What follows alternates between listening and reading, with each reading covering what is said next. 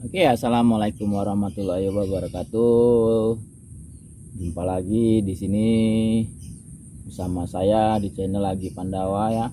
Di sini ya saya akan menjelaskan proses awal membuat bonsai bagi para pemula ya, khususnya yang pertama kita harus memahami karakter pada bahan bonsai kita tersebut. Di sini saya akan mencontohkan ada 3 bahan bonsai yang menjadi bahan pembelajaran kita untuk para pemula. Yang pertama di sini bahan anting putri ya. Bahan anting putri ini bisa dibilang sangat bagus, sangat recommended untuk para pemula karena bisa dibilang proses perawatannya, proses pembentukannya sangat mudah dan proses pembudidayaannya juga sangat mudah. Yang pertama yaitu kita harus menentukan bagian mana tampak depannya agar terlihat nantinya menjadi bahan bonsai yang indah. Kita harus tahu sesuai dengan gerak dasarnya. Untuk bahan bonsai anting putri ini proses pengawatannya kalau semestinya sebesar ini sangat bisa kita tekuk, kita proses. Pengawatannya sangat mudah dan dibilang sangat bisa kita bentuk lah untuk proses pembentaran seperti ini. Bahkan ada yang besar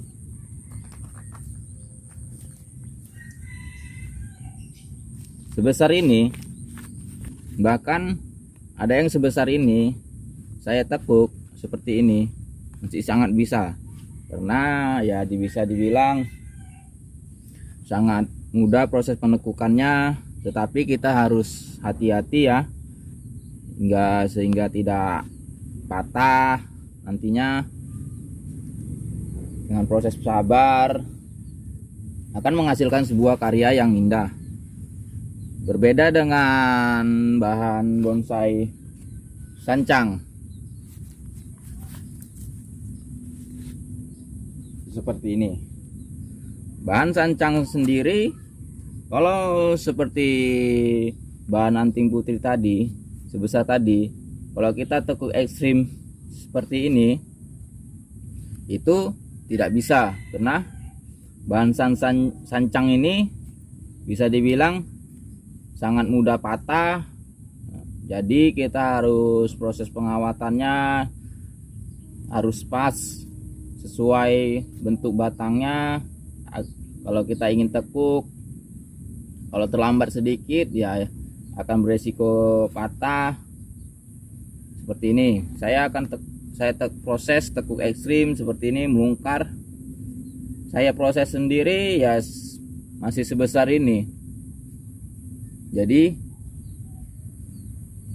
sangat bisa kita proses. Berbeda dengan Hokianti lagi.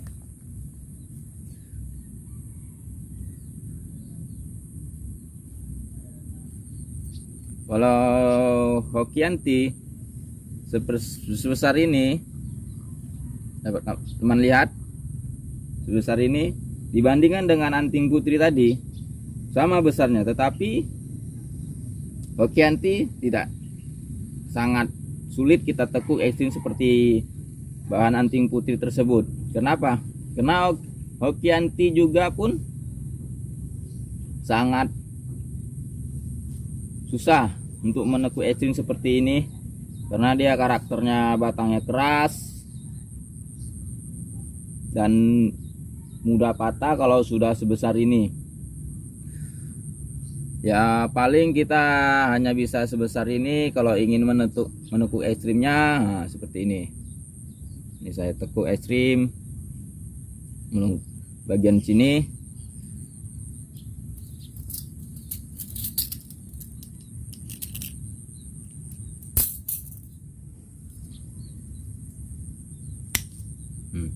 Dapat teman lihat kan, bagian ini saya tekuk. Nah, kemudian di sini bagian ininya meliuk seperti ini, dan ini meliuk lagi ke atas. Nah, jadi kalau membuat bonsai kita harus memahami pada bahan kita tersebut, memahami karakter bahannya, bahan Okianti, Anting Putri, dan Sancang, dan bahan bonsai yang lainnya, karena prosesnya pun berbeda, proses medianya juga berbeda yang bagus sesuai dengan karakter pohon tersebut sendiri. Jadi bagi para pemula ya kita harus memahami karakter bahan kita yang ingin kita buat, yaitu bahan apa.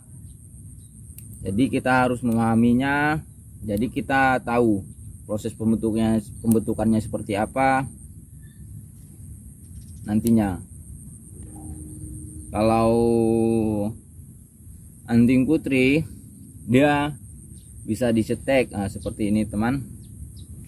Ini hasil setek ya, saya setek sebesar ini ya, tumbuh dan sudah tunas cabang ini dan cabang.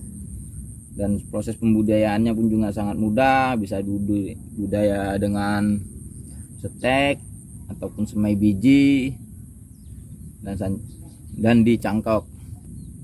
Kalau bahan Okianti kita setek bisa, tapi dia ya sekitar 70% tingkat keberhasilannya, karena saya sudah coba, saya sudah praktekkan sendiri. Saya cetek 10 yang tumbuh hanya 7.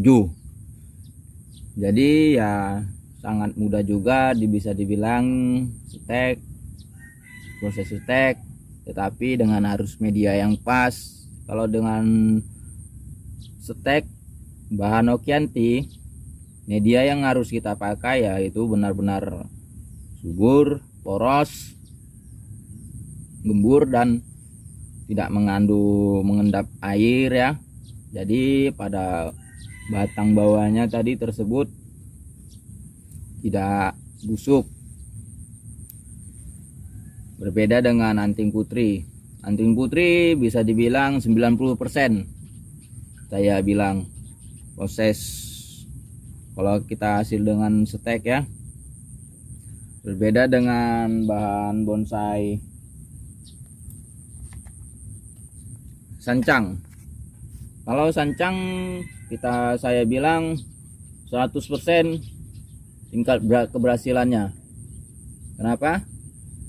Karena setiap saya setek bahan bonsai Sancang ini seperti ini. Ini hasil setek.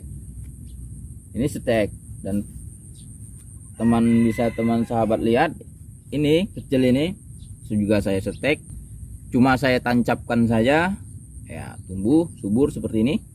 Dapat teman lihat kan? Nah, saya perdekat ya. Jadi ya saya bilang 100% tingkat keberhasilannya untuk setek bahan bonsai Sancang ini ya. Dia sangat mudah. Dan begitulah prosesnya ya, sekedar informasi, sekedar sharing buat para teman yang ingin belajar bonsai sendiri. Bahan bonsai Sancang ini bisa dibilang dari daun besar,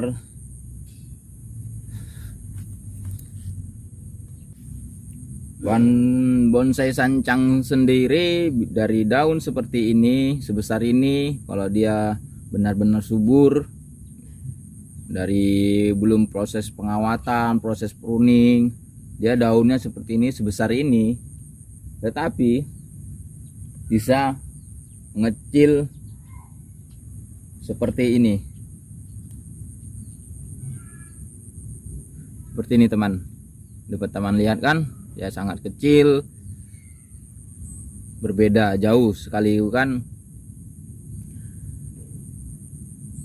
Dari yaitu ya dengan proses seperti ini ya kita harus proses pruning, kita rajin pruning dan nantinya akan mengecil daunnya seperti ini. Oke, cukup sekian dari saya ucapkan terima kasih yang sudah mendukung channel saya ini. Saya ucapkan banyak-banyak terima kasih. Yang belum mendukung ya tekan tombol subscribe-nya, dan saya akhiri. Assalamualaikum warahmatullahi wabarakatuh.